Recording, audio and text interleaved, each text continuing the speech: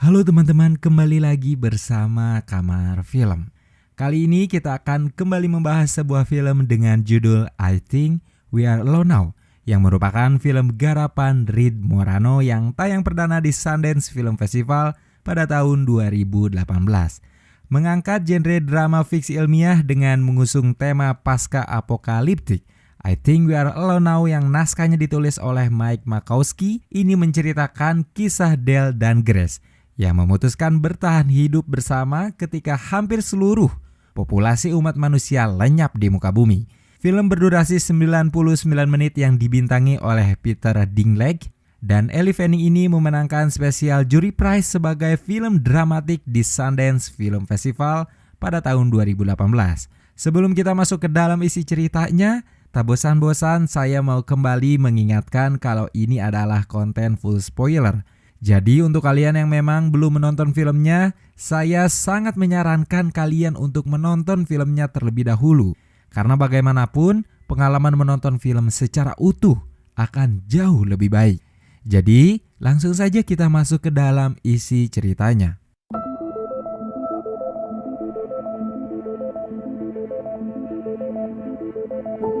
Film dibuka dengan memperlihatkan gedung-gedung kosong dan legangnya jalan raya di sebuah kota kecil. Semua orang di kota itu telah mati. Yang tersisa hanya Del. Ia menjalani hari-harinya dengan sebuah rutinitas tambahan, yaitu membersihkan rumah orang-orang dan menguburkan semua yang mati di kotanya. Del tinggal di perpustakaan tempatnya bekerja, mengisi waktu luangnya sehabis membersihkan rumah dengan pekerjaan yang lain, yaitu menata buku-buku. Untuk bertahan hidup, Del mengandalkan makanan di tos serba yang masih layak konsumsi atau memancing ikan di danau. Semua berjalan dengan baik. Juga tentu saja sangat sunyi dengan hanya dirinya sendiri di kota yang cukup luas. Meski Del merasakan kesepian yang teramat dalam, ia tidak terlalu memikirkannya. Bahkan seolah sudah terbiasa dengan hal itu. Hingga suatu malam yang mengejutkan, kembang api terlihat di langit kota. Tak henti menyala untuk beberapa saat. Del merasa tidak percaya dengan apa yang dilihatnya. Ia terjaga hingga pagi dan menyusuri kota. Di depan sebuah rumah, Del menemukan mobil yang menabrak pagar dan seorang gadis yang tak sadarkan diri di kursi kemudi. Walaupun sebenarnya agak ragu dan takut karena melihat pistol revolver di kursi penumpang, Del tetap menolong gadis itu. Ia membawanya ke sebuah rumah dan mengobati lukanya. Gadis yang ditolong oleh Del tersadar dan berjalan dengan limbung karena masih agak mabuk. Menyadari bahwa dirinya terkunci dari luar, si gadis yang diketahui bernama Grace berteriak agar dibukakan pintunya. Del bersikap tidak begitu ramah pada Grace dengan menyuruhnya kembali ke tempat asal atau bergegas pergi ke tempat tujuannya. Namun, Grace dengan keras kepala menolak. Ia memohon agar diperbolehkan tinggal bersama Del di kota itu. Tidak peduli dengan Del yang mengabaikannya, Grace terus mengikuti Del kemanapun ia pergi, mengajaknya bicara walaupun tahu Del hanya akan menjawab sesingkatnya. Kepribadian Grace yang riang dan banyak bicara memang sangat bertolak belakang dengan Del yang pemurung dan penyendiri.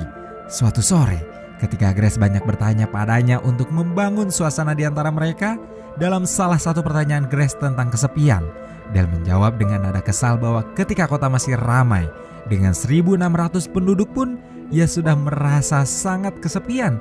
Jadi sepi bukanlah sesuatu yang asing lagi untuknya. Karena tidak tahan pada ketidakramahan Del, Grace memutuskan untuk pergi dari kota itu. Akan tetapi, usaha Grace tidak sia-sia. Del akhirnya menahan Grace pergi dan memberinya masa percobaan untuk tinggal. Sikap Del masih sama tak acuhnya. Namun kini ia sudah terbiasa dengan kehadiran Grace yang berisik dan sangat aktif. Rutinitas Del juga tidak berubah. Hanya saja sekarang ada Grace yang membantunya. Del mengajari Grace cara membersihkan rumah dari orang-orang yang telah mati dan memperlihatkan caranya mengubur mereka. Grace pun mengajari Del satu hal, bersikap lebih manusiawi pada mayat-mayat yang dikuburnya. Entah mengapa bagi Grace, kehidupannya di kota itu bersama Del adalah sesuatu yang menyenangkan. Ia menikmati hidupnya. Suatu hari, Grace yang mencari Del ke ruangannya menemukan fakta bahwa Del menyimpan seluruh foto penduduk kota dan menjadikannya sebuah arsip. Sesuatu yang cukup aneh dan seram bagi Grace yang tidak mengetahui tujuan Dale sebenarnya menyimpan foto-foto itu. Karena tidak ingin hubungannya dengan Dale jadi rusak, Grace memilih bungkam dan tidak membahas foto-foto itu. Ia lalu pergi menyusuri kota menggunakan sepeda sambil mendengarkan musik dari MP3 playernya. Baterai MP3-nya habis dan Grace berhenti di depan sebuah rumah yang belum dibersihkan oleh Dale. Di dalam rumah itu, Grace menemukan seekor anjing kecil yang sangat manis dan membawanya ke perpustakaan. Anjing itu sangat disayangi oleh Grace yang benar-benar bahagia karena akhirnya ia punya hewan peliharaan. Tetapi tidak untuk Dale yang tidak terlalu menyukai anjing. Meski begitu, Dale tidak mengizinkannya membawa anjing itu ke perpustakaan. Suatu hari, saat Dale pergi memancing dan menangkap 2 ekor ikan, Grace sadar bahwa Dale telah memberi ruang untuk dirinya. Seiring waktu, hubungan mereka menjadi jauh lebih akrab dan tetap menyimpan rahasia-rahasia lain, seperti Grace yang merahasiakan luka di belakang lehernya pada Dale. Semuanya berjalan dengan baik hingga satu konflik datang menghampiri mereka. Anjing peliharaan Grace menggigit Dale hingga tangannya terluka. Sebagai permintaan maaf, Grace membantu Dale mengobati lukanya. Keesokan pagi, Grace yang menyadari bahwa anjing kesayangannya hilang langsung membangunkan Dale untuk mencarinya. Mereka menyusuri jalan raya hingga Dale mengakui bahwa ia yang melepaskan anjing itu dan membiarkannya kabur. Grace menjadi sangat marah sekaligus sangat bersedih setelah mendengar pengakuan Dale. Hari itu Grace menghabiskan waktunya dengan melamun dan menghabiskan wine sampai mabuk. Setengah sadar, ia membawa arsip berisi foto-foto yang dikumpulkan Dale dan menuduhnya memperlakukan semua orang di kota sebagai objek penelitiannya. Grace pun menceritakan tentang kematian orang tuanya yang cukup tragis. Kesedihannya berganti amarah. Nadanya mengintimidasi ketika ia berkata bahwa Dale tidak mempunyai siapa-siapa di dunia ini, sedangkan Grace punya semua orang dalam hidupnya. Kata yang cukup menusuk dan dalam. Grace meninggalkan Dale begitu saja setelah melemparkan arsip itu ke hadapannya. Dale menyesali perbuatannya karena telah melepaskan anjing kesayangan Grace. Ia pergi ke rumah di mana Grace sementara tinggal dan menemukan barang-barang yang telah dikemas rapi. Grace bersiap untuk pergi. Namun, lagi-lagi Dale menahannya dengan mengajak Grace ke rumah kaca dan meminta bantuan Grace untuk membersihkan kota dari mayat-mayat yang sudah membusuk di dalam rumah mereka. Grace menggagalkan rencananya untuk pergi. Ia mulai rutinitas barunya membantu Dale membersihkan rumah dan mengubur mayat.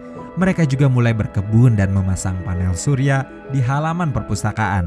Hubungan mereka berangsur membaik lagi. Satu persatu rumah telah dibersihkan hingga hampir tak ada yang tersisa. Grace masih menyimpan rapat rahasia tentang luka di belakang lehernya, bersikap seolah itu adalah aib yang harus ditutupi dari Dale. Dalam rutinitasnya mencari rumah untuk dibersihkan, Grace menemukan sebuah rumah yang agak jauh dari kota dan cukup terasingkan letaknya. Dale belum membersihkan rumah itu dan Grace memintanya datang. Sambil menunggu Dale, Grace memutuskan masuk lebih dulu ke rumah itu, melihat keadaan di dalamnya dan menemukan mayat seorang perempuan terduduk di hadapan meja makan. Dale yang baru saja datang entah mengapa menolak untuk membersihkannya hingga Grace menebak bahwa rumah itu adalah rumah Dale. Tebakannya benar, duka terlihat di mata Dale. Perempuan yang mati terduduk di hadapan meja makan adalah ibunya. Keputusan berat diambil oleh Dale. Akhirnya ia membersihkan rumah itu serta menguburkan ibunya. Meski Dale tidak terlihat menangis, namun Grace tahu bahwa Dale sangat berduka. Hening sejenak di atas tanah pemakaman sampai Dale rela menimbun mayat ibunya dengan tanah. Setelah kejadian itu, Grace memberitahu Dale bahwa ia punya rahasia tentang kota asalnya yang ingin diceritakan, tetapi Grace tidak menceritakannya secara langsung. Dale terbangun keesokan pagi di rumah yang Grace gunakan. Lalu terkejut ketika mendengar suara-suara asing di lantai bawah. Dale mengambil pistol revolver yang disimpannya di dalam laci, lalu mengantonginya sebelum turun ke bawah. Di ruang makan, Dale melihat 2 orang asing, Patrick dan Violet, yang mengaku bahwa mereka adalah orang tua Grace. Dari mulut Patrick, akhirnya Dale mengetahui bahwa ada ribuan orang yang selamat dari kiamat yang membunuh seluruh penduduk kotanya itu. Ribuan orang itu membentuk komunitas dan memulai hidup mereka dengan tatanan yang baru, membuat keluarga palsu. Dale tidak mengetahui hal itu karena Dale memang tidak meninggalkan kotanya. Ia terlihat kebingungan dan sulit mencerna apa yang Patrick katakan. Hanya saja Dale merasa kesal dan kecewa pada Grace yang tidak jujur padanya. Tahu bahwa dirinya bersalah, Grace mengejar Dale sambil menahan tangis. Ia berkata jujur bahwa pasangan yang berada di dalam bukanlah orang tua kandungnya, dan Grace dipasangkan oleh mereka ketika bergabung dengan komunitas para penyintas kiamat yang tidak disebutkan apa penyebabnya. Tetapi Dale mengabaikannya dan pergi. Grace diminta berkemas untuk kepulangannya kembali ke kota, sementara Patrick menemui Dale di perpustakaan, mendesaknya agar ikut ke kota dan menjelaskan tentang eksperimen baru yang berfokus pada cara mengatur pikiran. Dengan tegas, Dale menolaknya. Tak menyerah, Patrick pun meninggalkan alamat tinggalnya di sebuah buku untuk berjaga-jaga jika saja Dale berubah pikiran. Grace pergi meninggalkan kota yang sepi itu dengan menahan tangisnya. Berat baginya meninggalkan hidup yang ia sukai bersama Dale. Sedangkan Dale yang merasa kecewa, entah pada Grace atau pada kenyataan, mulai hilang kendali dan melempari rumahnya sendiri dengan batu. Dale kacau dan berantakan akibat didera kesepian dahsyat. Dale tahu bahwa ia tidak mampu lagi hidup tanpa Grace. Mereka sama-sama tersiksa dengan hidupnya masing-masing di tempat yang berbeda. Suatu malam Dale bermimpi Grace kembali ke perpustakaan, memutar sebuah film yang pernah Dale tonton sebelumnya. Ketika terbangun dan menemukan dirinya benar-benar putus asa dalam kesepian, Dale meyakinkan dirinya untuk pergi menemui Grace. Ia mengacak-acak susunan buku di perpustakaan, mencari buku yang terdapat alamat Patrick di dalamnya. Butuh usaha cukup keras dan melelahkan hingga akhirnya Dale menemukan buku itu. Dale langsung memacu truknya pergi menuju alamat yang dituju. Sayangnya, ia menemukan hambatan ketika satu-satunya jalan yang bisa ia lalui tertutup oleh mobil-mobil lain yang menumpuk di sepanjang jalan. Dale melanjutkan perjalanannya dengan berjalan kaki hingga menemukan mobil lagi. Ia harus beberapa kali berganti mobil untuk sampai ke rumah Patrick. Berharap menemukan Grace di sana, Violet melihat Dale namun mengabaikannya. Bahkan ketika Patrick bertanya, Violet menjawab seolah tidak melihat apa-apa. Malam hari ketika lampu-lampu telah padam, Dale menyelinap masuk ke rumah Patrick. Ia menemui Grace di kamarnya. Tubuh dan kepala Grace dipenuhi alat-alat yang memodifikasi perilakunya untuk menghapus trauma berkepanjangan karena masa lalunya yang menyedihkan akibat kehilangan keluarganya. Grace yang melihat Dale pun melepaskan alat-alat yang menempel di tubuhnya. Mereka berencana melarikan diri, tapi Patrick mencoba menghentikan mereka.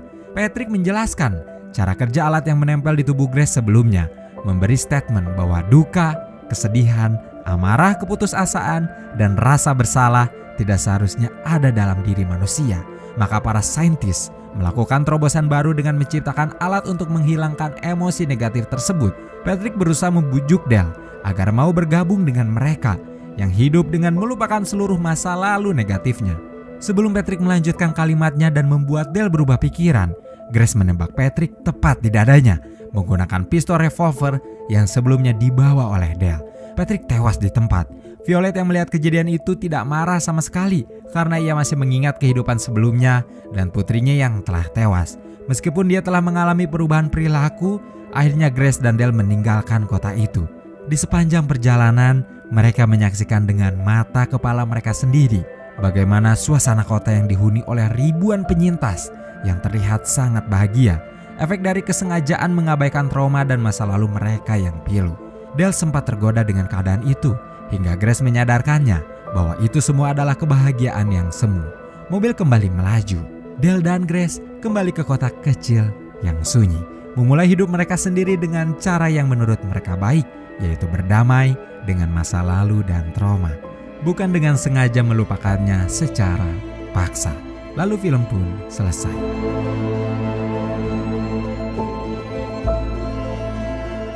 Mike Makowski telah menciptakan plot cerita yang menarik namun berjalan dengan tempo cukup lambat dan menyisakan banyak pertanyaan di beberapa adegan.